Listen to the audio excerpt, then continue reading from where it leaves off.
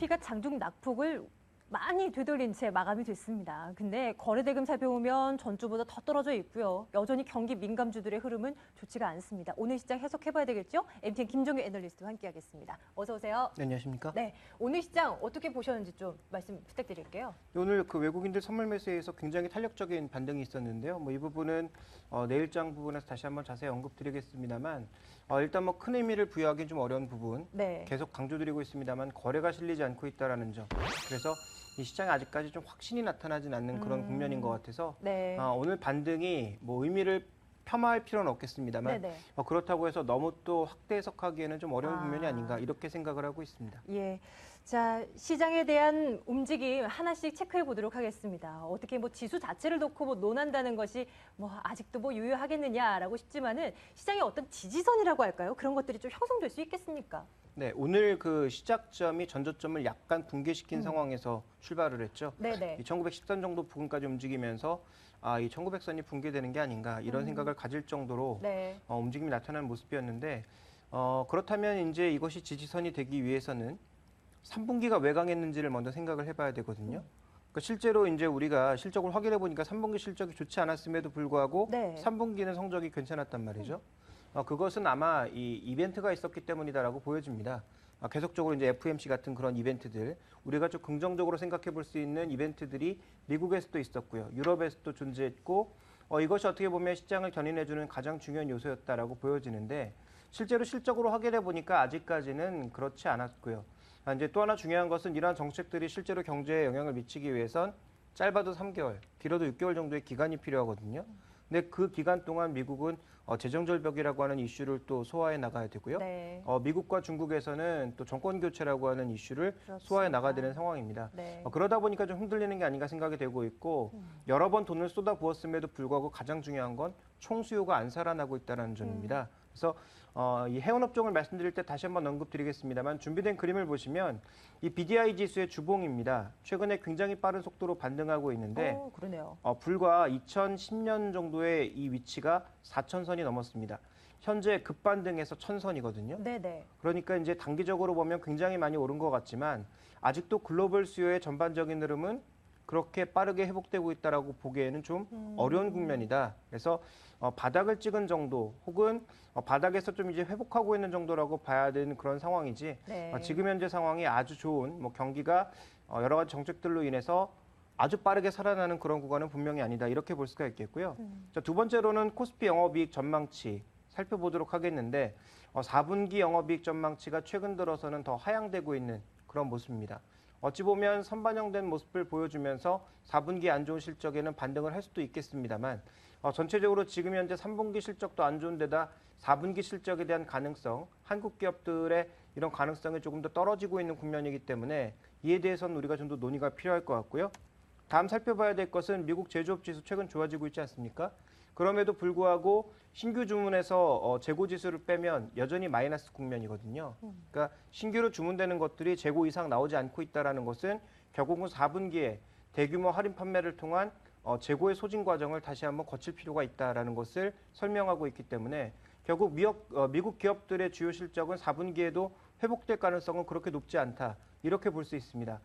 그렇다면 한국 기업과 미국 기업들의 실적이 아직까지는 제한적이고 여러 가지 정치적 이슈 때문에 실제로 정책의 효과가 나타나는 것이 뒤로 지연되는 상황이라면 지금 1910선 정도, 오늘 아침에 기록했던 1910선 정도가 의미 있는 지지선이라고 보기에는 아직은 좀 어렵지 않나라고 판단하고 있고요. 네. 아직까지 시장에 대한 대응 전략은 공격적인 전략을 취하시기보단 1950선 아래에서는 우량주를 중심으로 실적 호전주를 중심으로 계속 분할 매수 정도만 해나가는 그런 당분간 보수적인 전략이 필요하지 않을까라고 판단하고 있습니다. 우리가 시장을 체크하면서 맨 처음으로 BDI 지수의 반등 이거를 이제 화면으로 해서 확인을 했는데요. 그 지수 봤으니까 해운주들의 흐름 좀 살펴보도록 하겠습니다. 코스피가 낙폭 줄이면서 상승 반전한 종목들 꽤 많았습니다. 그 가운데 해운주들 물론 종목마다 달라요. 근데 CJ 대한통운을 비롯해서 몇몇 종목들은 상승폭을 조금 키우는 모습을 나타내기도 했고요. 그 최근 유가 하락이다, 원화 약세다, 뭐 이러면서 좀 해운주들에 대한 관심이 높아지고 있는 상황인데 앞서서 살펴본 바에 따르면 BDI 지수 이것에 따른 뭐 어떤 긍정적인 이슈는 좀 포착하기 어려울 것 같고 해운주에 대한 분석은 어떻게 해주시겠습니까? 네, 말씀해 주셨다시피 일봉으로 보면 BDI 지수의 흐름이 좀 다른데요. 네. 굉장히 좀 빠른 속도로 반등하고 있죠. 저점이 한 670 정도의 수준에서 지금 1000 정도의 수준까지 굉장히 빠른 속도로 반등하고 있으니까 네. 해운주들에게 자극이 된 것은 사실이다라고 봐야 될 것 같은데 과연 이것이 BDI 지수 전반의 상승인가 이 부분을 좀 살펴볼 필요가 있는데요. 먼저 살펴보실 것은 중국 철광석 수입량입니다. 이 철광석 가격과 함께 살펴보시면 최근 철광석 가격이 다시 하락하는 모습을 보여줌으로써 이 중국에서 겨울에 새로운 여러 가지 정책들을 앞두고 있는 상황에서 이 철광석 수입량이 늘어나고 있는 그런 모습입니다. 그러다 보니까 BDI 지수 내에서 지금 움직이고 있는 것은 BCI 정도가 움직이고 있고요. 실제로 이제 BPI 같은 경우에는 크게 움직이지 않고 있는 모습들. BCI와 BPI는 어떤 차이인가요? 이게 뭔가요? 이 BDI 지수가 굉장히 세부 지수가 많이 있습니다. 네네. 그래서 상대적으로 이제 BCI 같은 경우가 좀 더 사이즈가 큰 규모라고 볼 수가 있겠고요. 네. 그러니까 BDI 지수가 전체적으로 건화물 지수 아니겠습니까?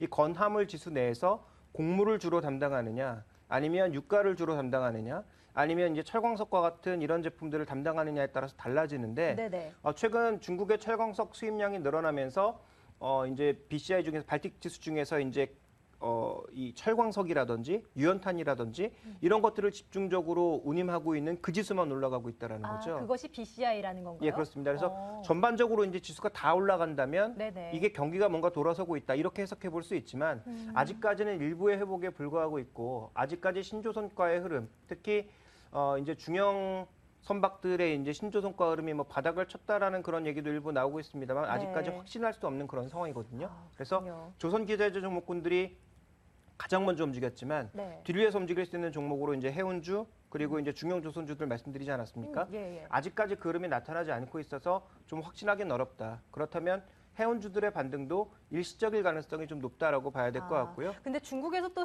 괜찮은 소식들이 들려오면 해운주들 또 이렇게 반등하지 않겠습니까?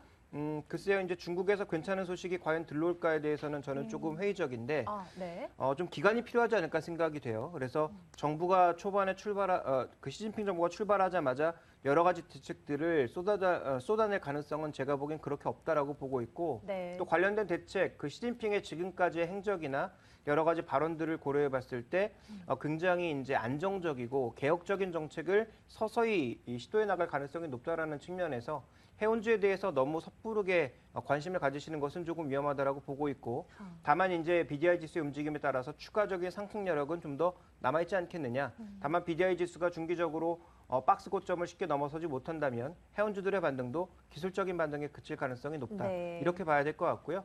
아마 본격적인 회복은 내년 1분기가 되지 않을까 좀 이렇게 판단하고 있습니다. 예, 그러면 이 종목은 어떨까요? 요즘 또 실적 시즌이다 보니까 실적에 대한 발표들 들려오면서 관련 종목들을 보게 되는데 지난주 금요일이었습니다. LG화학이 실적을 내놨고요. 그 시장 컨센서스에 부합하는 실적을 내놨습니다. 물론 4분기에 대한 실적은 우려스럽다. 이런 코멘트들이 나오고 있더라고요.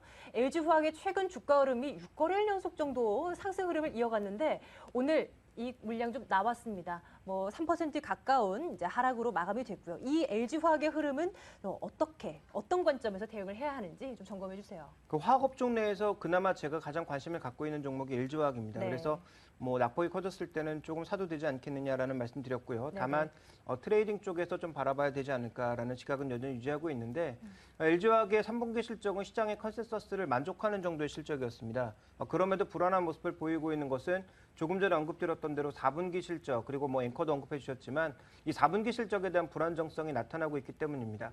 준비된 그림을 보시면 LG화학의 여러 가지 제품들의 가중 평균 가격과 이 나프타와의 스프레드를 나타내고 있는데요. 네. 여전히 회복되지 않고 있어요. 그래서 이 제품 가격이 빠르게 올라가는 것도 아니고 이 스프레드가 그렇다고 해서 빠르게 회복되는 것도 지금 아니란 말이죠. 예. 그래서 전체적으로 지금 나프타 가격의 움직임 그리고 이 상대적으로 LG화학이 만들어내고 있는 다운스트림 제품들 뭐 LDPE와 같은 ABS나 PVC와 같은 이런 다운스트림 제품들의 가격 회복과 마진 스프레드가 아직까지 본격적으로 나타나지 않고 있는 모습인데다가 최근에 이제 또 미국에서 아무래도 이제 이 정치적인 얘기들이 막 나오다 보니까 한국 기업들이 언급이 되고 있죠. 네네. 대표적으로 이제 언급된 게 OCI, LG화학인데 LG화학 그 미국 공장 만들어질 때는 그 오바마 대통령 와서 칭찬하더니 뭐 이제 와서는 또 이 한국 기업들 때문에 네네. 피해를 보고 있다 뭐 이런 얘기도 예. 나오고 있는데 뭐 어차피 지역적인 얘기긴 합니다만 이러한 부분들이 일부 부담이 될 수 있다라는 거죠. 그래서 4분기 실적에 대해서는 지금 증권사들의 평가가 좀 엇갈리고 있는데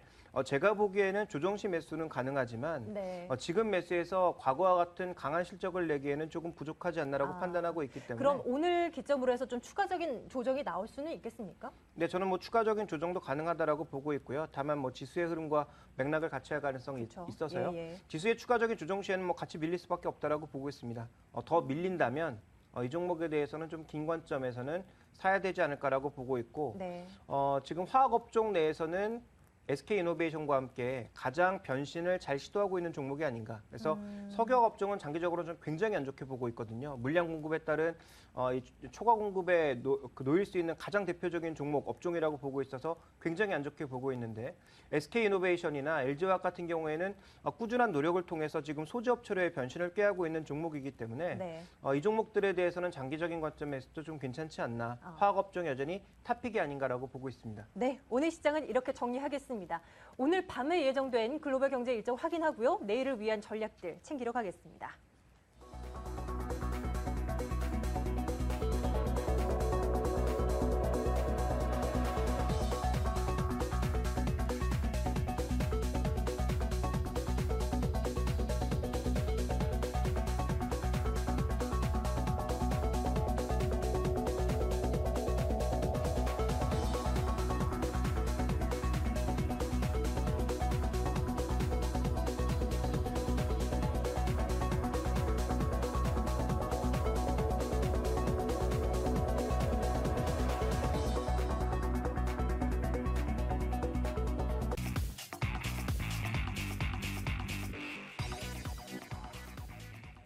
내일을 위한 전략 세워봐야죠. 내일을 위한 전략과 함께 오늘은 IT 얘기 좀 해볼까 합니다. 앞서서도 천지훈 앵커가 브리핑을 해드렸다시피 이번 주 IT 기업들의 국내외 실적들이 줄줄이 잇따를 겁니다. 일단 미국에서는 애플 실적 나오게 되죠. 국내에서는 SK 하이닉스, LG전자, 삼성전기, LG 디스플레이, 또 삼성전자까지 줄줄이 실적이 나오게 되는데 이 IT에 대한 투자 전략 어떻게 가져가면 될지부터 점검을 좀 해보도록 하겠습니다. 계속해서 김종희 애널리스트와 함께를 해볼게요. 그동안 IT에 대해서는 삼성전자만 이외에는 그렇게 뭐 매력을 느끼지 못한다라는 지적을 해주셨는데 여전히 그러한지 IT에 대한 시각 좀 들려주세요. 네, 미국 기업에서 그 아이디어를 찾아봐야 되지 않을까라고 보여집니다. 그래서 두 기업의 이제 주가 하락이 제가 보기에는 조금 상당히 우리에게도 뼈아픈 그런 실적이 아닌가라고 판단하고 있는데요. 가장 먼저 살펴봐야 될 것은 실적 발표를 앞두고 있는 애플입니다. 최근 애플이 여러 가지 악재 요인들이 겹치면서 주가가 계속 빠지고 있는 국면인데요. 고점이 $700가 넘었는데 현재 지금 $600 초반대까지 빠졌습니다. 예. 10% 이상의 조정을 받고 있기 때문에 기술적으로 봐도 추세 전환의 신호가 나왔다라고 볼 수 있는 그런 국면인데요. 애플이 하드웨어 채광자입니다. 현재 지금 매출의 30%의 이익을 발생시킬 수 있는 그런 종목임에도 불구하고 전체적으로 이제 최근에 이렇게 주가 조정이 가파르게 나타나고 있는 것은 하드웨어 경쟁이 그만큼 격화되었기 때문에 애플의 실적도 더 이상 30%의 영업이익을 낼 수 없다라는 점, 향후 실적의 불확실성을 현재 반영하고 있다. 이렇게 좀 볼 수 있는 국면입니다.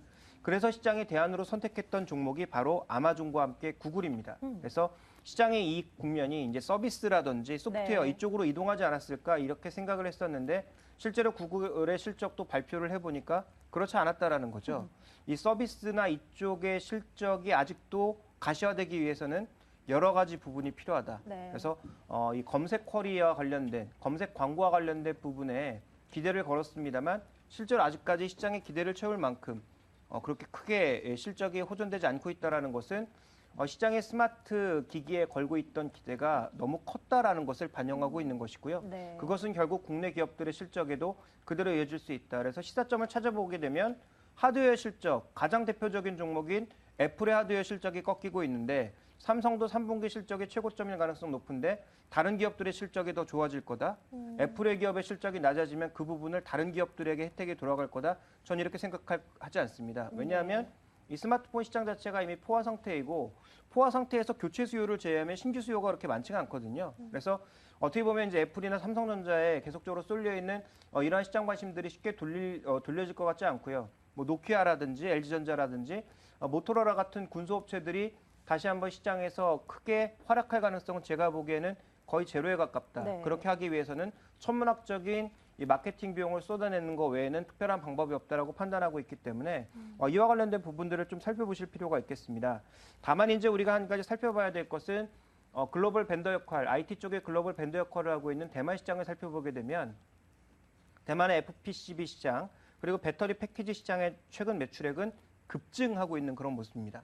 즉 스마트폰과 관련된 수요는 꾸준하게 존재하고 있다라는 얘기거든요. 네네. 이런 수요는 존재하고 있지만 향후 경쟁 격화라든지 주변 상황들에 따라서 이익이 계속 감속하는 국면 혹은 감소하는 국면이기 때문에 이익의 감속과 감소 국면에 따라서 이들 종목에 대한 메리트가 그렇게 생각보다 높지 않다라는 측면을 고려해 보면 지금 뭐 시장에서 계속 IT 쪽으로 이제 분위기를 몰고 가는 그런 전략들, IT를 사야 된다, IT만이 뭐 해답이다 네. 이렇게 가고 있는데 저는 전적으로 그 의견에 반대하고요. 그럼에도 불구하고 삼성전자는 그래도 괜찮다라고 하셨잖아요.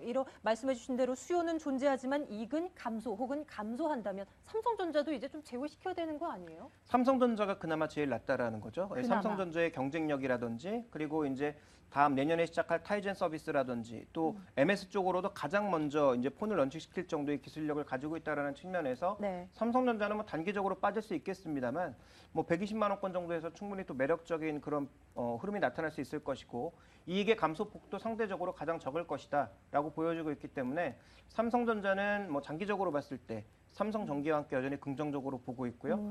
다만 LG그룹주에 대해서는 모두 단기 매도 의견을 좀 드리고 싶은데 뭐 실적 발표 시즌까지는 뭐 하루 이틀 정도 더 올라갈 수 있겠습니다만 예. 연기금이 지금 사고 있는 것은 이 종목의 장기적인 흐름, PBR 한 배이기 때문에 장기적인 흐름을 놓고 봤을 때 언젠가는 PBR 2배 정도 수준까지 크게 오를 거다라고 생각해서 사는 것이지 당장 내일 오를 거다라고 생각해서 사는 건 아닌 것 같고요. 특히 4분기 실적은 제가 보기엔 스마트폰 쪽에서 굉장히 안 좋을 가능성이 있다라고 보여지고 있고 시장에서 굉장히 기대하고 있는 옵티머스 G의 판매량이 기대에 못 미칠 가능성이 높아 보여서 LG전자와 이 관련 종목군들에 대해서는 계속적인 매도 의견 말씀드리고 싶고 다만 이제 LG그룹주들 같은 경우에도 뭐 LG전자 기준으로 6만 5천 원 아래 그다음에 LG모 디스플레이 기준으로는 2만 원대 중후반 정도의 가격까지 다시 떨어진다면 뭐 그때는 어느 정도 우리가 매력도를 느끼면서 살 수 있지 않을까라고 판단하고 있습니다. IT에 대한 김종효 애널리스트의 시각 한번 들어봤습니다. 내일장을 위해서 또 IT에 대한 시각 한번 듣고 있는데요. 한 분의 전문가 더 기다리고 있습니다. 교보증권 백주훈 차장도 함께하도록 하겠습니다. 차장님 어서 오세요. 네, 안녕하십니까. 네, 앞서서 김종효 애널리스트의 말씀 들으셨을 텐데요. IT에 대한 시각, 우리 차장님께서는 어떤지 일단 미국 쪽부터 점검해 주시겠어요? 실적 왜 이렇게 안 나온다고 보십니까? 예, 전체적으로 이제 치킨 게임이 시작이 되고 있다라고 말씀을 드릴 수가 있겠습니다. 전반적인 원가 경쟁력을 갖고 있지 못한 완성 업체들은 전체적으로 이제 그 시장에 대한 포화가 역시나 그 경쟁력에 대한 상실로 이루어질 것이고요. 이런 부분들 결국은 메이저 업체들을 제외하고 나서는 원가 경쟁력에서 상당히 둔화폭들이 크게 나타날 가능성이 있습니다. 이런 측면이 역시나 가장 중요한 것들은 글로벌 경기의 둔화와 그다음에 가장 전방에 있는 산업군들, 그다음에 소비와 밀접한 산업군들인 IT 업종들에 대해서 시장의 컨센서스가 향후에 불안하다라고 하는 요인들이 나오고 있다라고 보고 있고요. 결국 이런 부분들은 향후에 새로운 패러다임이 또 필요한 그런 시기가 다가오고 있다고 보고 있습니다. 저희가 보통 뭐 디램이라든지 이런 것들도 역시나 여러 세대를 거쳐오면서 지금 9세대, 10세대까지 논의를 하고 있고요.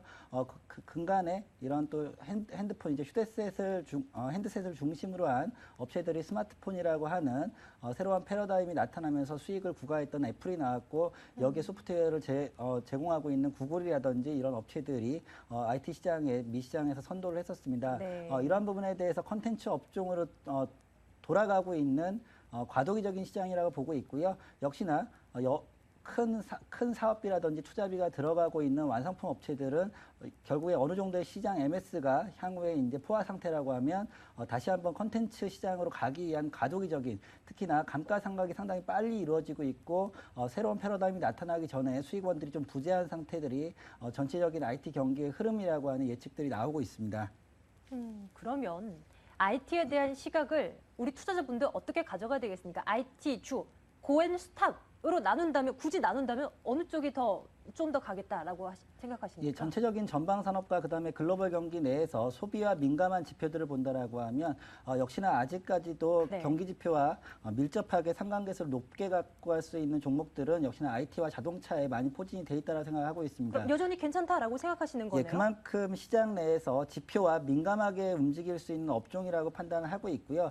이것이 전체적인 IT 업종의 흥망성쇠를 논하는 것보다는 오히려 시장 내 베타 개수, 시장의 수익성이라든지 그다음에 성장성 커브를 봤을 경우에 가장 밀접하고 그다음에 가장 상관계수가 크다라는 의미에서 말씀을 드리고 싶습니다. 그래도 그 와중에서도 모든 종목이 좋다라고 말씀하시지는 않을 것 같습니다. 어떤 쪽 보고 계십니까?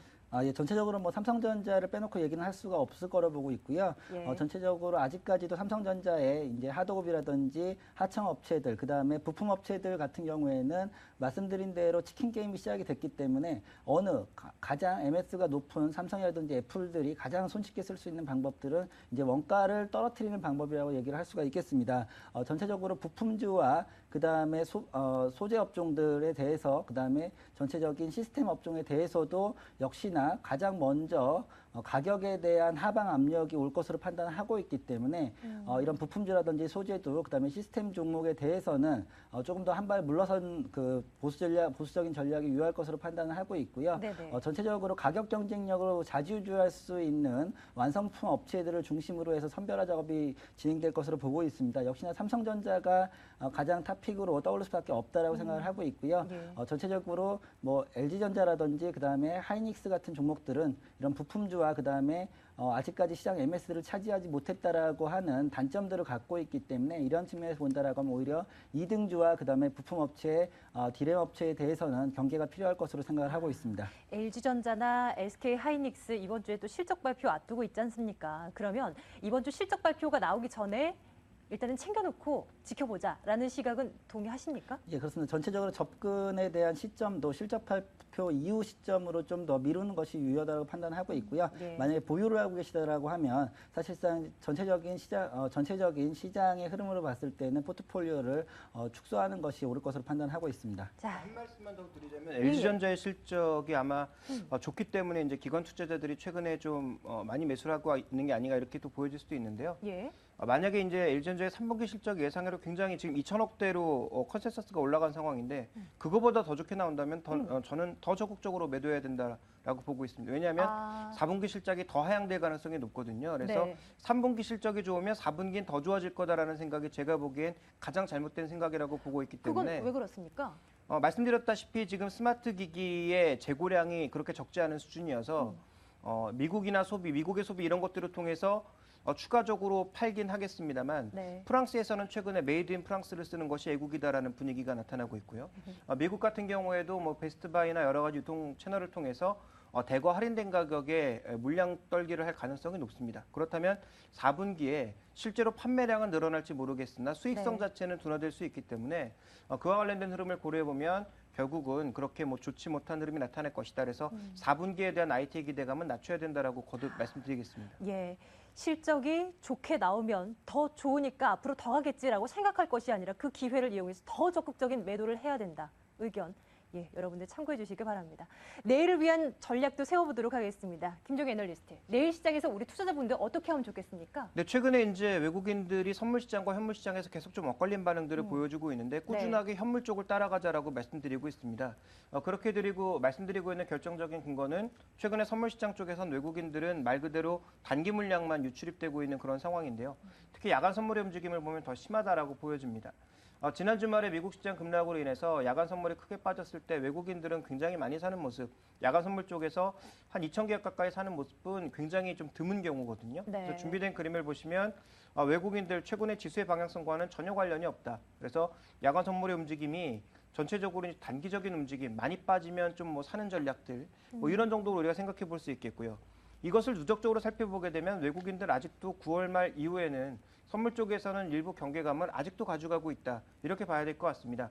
오늘 물론 많이 샀기 때문에 많이 줄어들긴 했습니다만 외국인들은 언제든지 선물 쪽에서는 우리가 소위 얘기하는 이 단기 투자가 나타날 가능성이 높다라는 측면에서 접근을 해보면 오늘 외국인 선물 매수에 의한 시장의 반등은 의미를 크게 확대할 필요는 없다라고 판단하고 있고요. 그런 측면에 접근해 본다면 시장에서는 여전히 꾸준하게 언급드렸던 대로 1950선 아래 정도에서는 꾸준한 분할 매수 관점. 그래서 한 번에 다 사지 말자라고 여러 번 언급드렸고요. 지수의 저점이 어딘지는 저도 잘 모르겠다라고 말씀드렸습니다. 그래서 뭐 1900이 될지 1900 아래가 될지 뭐 시장의 일부 전문가들이 얘기하는 뭐 1800 초반까지 내려갈지 모르겠습니다만 어쨌든 1950선 아래에서는 서서히 좀 분할 매수라는 전략으로 가는 게 좋을 것 같고요. 종목에 대해서는 말씀드렸다시피 IT에 대한 과도한 기대감을 버려야 되는 시기이기 때문에 종목 선택은 최근에 여전히 좋은 모습이 나타나고 있는 종목, 특히 이 이제 내수 종목 중에서 좋은 모습이 나타나고 있는 것은 수출 물량이 확대되고 있는 종목군들이 가장 좋거든요. 예를 들어서 이제 국순당의 강세를 보인 것도 막걸리 수출에 대한 기대감이 다시 한번 늘어나면서 시장에 관심을 받은 것이고요. 네. 메일유업이나 뭐 CJ제일제당 이런 종목군들도 모두 중국 시장과 관련된 내용들이고요. 그래서 우리 시장 내수가 여전히 좋지 않은 그런 국면이고 3분기 GDP도 별로 좋지 않을 것으로 이미 다 예고된 상황이기 때문에 결국은 내수 쪽에만 포커스를 맞춘 종목보다는 내수 시장에서는 정말 바닥을 치고 돌아서는 종목 정도만 관심을 가지셔야 될 것 같고요. 신고가 영역에서는 계속 해외 쪽 모멘텀을 보고 있는 내수에서 해외 시장 종목으로 변모하고 있는 종목군들 중심으로 대응을 하셔야 될 것 같고 이 소재 쪽 종목군들은 이 중국과 관련된 기대감이 나타날 가능성이 있기 때문에 단기적인 흐름보다는 좀 긴 흐름을 보면서 분할 매수 전략. 그래서 제가 지금 생각하는 포트폴리오는 이 내수 쪽, 음식료 쪽의 종목군들을 한 2 정도, IT 종목 중에서는 삼성전자를 중심으로 해서 한 2 정도, 네. 그리고 이 소재 쪽에서는 뭐 포스코라든지 LG화학, SK이노베이션 같은 종목을 중심으로 한 2 정도, 그리고 나머지 4는 현금을 현금. 꾸준히 보유하면서 예. 시장에 좀 능동적으로 어느 쪽이 이제 대장주가 될 것인지를 보고 그 이후에 쫓아가는 전략이 유효하지 않을까라고 보고 있습니다. 물론 앞에서 살펴본 포트폴리오 비중 보니까 음식료 20, IT 20. 물론 음식료 내수 모두 수출 기업들에 집중하고 계시다는 건 아는데요. 보통 이제 성격을 굳이 따져본다면 방어 그리고 경기 민감 이런 쪽으로 분류되지 않습니까? 혹시 해지 성격도 좀 포함되어 있다라고 생각해도 됩니까? 아니요, 저는 그럴 생각은 전혀 없고요. 지금 시장의 성장의 동력은 네네. 내수 쪽에서도 견조하지만 해외 쪽에서 좀 더 좋은 실적을 내는 종목군들이 결국은 승자였고 그 승자의 논리가 아직 끝나지 않았다라는 측면 그리고 우리 시장도 전체적으로 제조업 수출 위주에서 내수와 서비스 위주로 점점 패러다임이 변해나가고 있거든요. 그래서 CJ그룹이 최근에 그렇게 두각을 나타내고 예. 있는 것이고요. 그런 측면에서라면 전체적으로 지금 CJ그룹 종목군들을 쉽게 버리면 안 된다라고 판단을 하고 있기 때문에 그들 종목에 대해서는 꾸준하게 좋은 관점으로 봐야 될 것 같고 최근 신고가 종목이 무너졌다가도 가장 먼저 주가가 회복되고 있지 네. 않습니까? 네. 그래서 이들 종목에 대해서는 여전히 좀 긍정적인 관점. 다만 이제 너무 많이 올랐던 종목군들에 대해서는 어느 정도 차익 실현도 병행하는 전략이 필요하다. 대표적으로는 뭐 파라다이스, 그다음에 여행주들 이런 종목에 대해서는 여전히 매도 관점이고요. 엔터주들에 대해서도 여전히 매도 관점을 유지를 하고 있습니다. 예, 알겠습니다. 백주훈 차장님의 내일장에 대한 전략도 챙겨보도록 하겠습니다. 차장님께서는 어떤 전략 가지고 오셨습니까? 예, 전체적으로 지금 서두에 말씀하셨던 김종영 연구원님 그 의견에 좀 동의를 하는 부분인데요. 네네. 하지만 시장 내에서의 그 수익률 게임들은 아직까지 진행이 되고 있다고 판단하고 있습니다. 전체적으로 외국인과 기관의 팔자세들이 계속해서 경향적으로 이어진다라고 하면 시장의 대세 상승에 대한 부분은 그 시기와 기간을 좀 늦춰야 된다라고 판단하고 있습니다. 전체적으로 삼성전자의 흐름이 21선에 그러니까 20일 이동평균선에 안착하는 흐름들과 그다음에 그 이후에 상승 반전하는 모습을 확인하기 전까지는 좀 더 보수적인 전략이 유효할 것으로 보고 있고요. 전체적으로 미 시장 내에서도 헬스와 제약, 바이오에 대한 업종들은 계속해서 신고가를 구가하고 있습니다. 국내 시장에도 이러한 부분들 결국은 향후의 산업의 패러다임들이 이런 제약 업종과 바이오, 헬스케어 업종으로 넘어온다고 생각하고 있습니다. 이러한 성격들은 또 내수 방어적인 성격들을 갖고 있기 때문에 제약과 바이오 종목들, 뭐 동아제약이라든지 코스닥에 있는 메디톡스라든지 셀트리온 같은 종목들은 지속적인 단기 관점의 트레이딩이 유효할 것으로 판단하고 있습니다. 전반적인 중기 흐름세를 이어가고 있는 종목들에 대해서는 눌림목 매수가 유효할 것으로 보고 있고요. 실질적으로 그 서두에 저희가 가장 말씀드렸던 IT 업종들에 대해서도 말씀을 한번 드리겠습니다. 전체적으로 또 기관을 중심으로 하거나 연기금을 중심으로 한 매수가 들어오고 있는 종목들, 전체적인 밸류에이션들이 양호한 종목들이라고 말씀드리겠습니다. 핸드셋에 대한 부품주라든지 그 다음에 컨텐츠 업종, 독보적인 그런 컨텐츠를 갖고 있는 업종들은 시장과 상관없이 지속적인 상승세를 이어갈 수 있으리라 보고 있고요. 결국 그 상승세의 고점은 밸류에이션에 대한 평가가 절상된다라고 하는 시점에서 거품에 논란이 이를 것으로 보고 있습니다. 아직까지 이런 밸류에이션을 해소하고 있는 과정이라고 한다면 오히려 지수의 그 하락과 그다음에 지수의 조정을 이용한 매수 유효할 것으로 보고 있습니다. 대표적인 종목으로는 뭐 옵트론텍이라든지 플랜티넷, 성우전자 같은 독보적인 시장 점유율과 그다음에 시장 내 특화되어 있는 MS 1위 업체들을 관심 있게 보셔야 될 것으로 생각을 하고 있습니다. 전체적인 포트폴리오 내에서 현금 비중은 저 역시도 40에서 50% 이상 가져가야 된다고 판단하고 있고요. 단기 트레이딩의 주안을 두시되 서두에 말씀드렸던 삼성전자와 그다음에 경기 민감주들에 대한 그 시세 회복이 일어나는 시점에서 주도주군들이 나타날 것으로 판단하고 있습니다. 현대까지 주도주군들이 상당히 부대한 상태이기 때문에요. 이러한 주도주군의 탐색 기간들이 앞으로도 1, 2주 정도 더 지속이 될 것으로 보고 있고 예. 오히려 3분기 실적, 어닝이 다 끝나가는 시점에서는 다시 한번 시장의 방향성과 그다음에 주도 업종군들의 탐색이 필요할 것으로 보고 있습니다. 예. 그 시점까지는 좀 보수적인 전략을 말씀을 드리고 싶습니다. 자, 내일을 위한 준비까지 해봤습니다. 두 전문가의 시각 챙겨드렸습니다. MTN 김종효 애널리스트와 함께했고요. 교보증권 백준 차장의 말씀도 함께 들었습니다. 두 분 잘 들었습니다. 네, 감사합니다.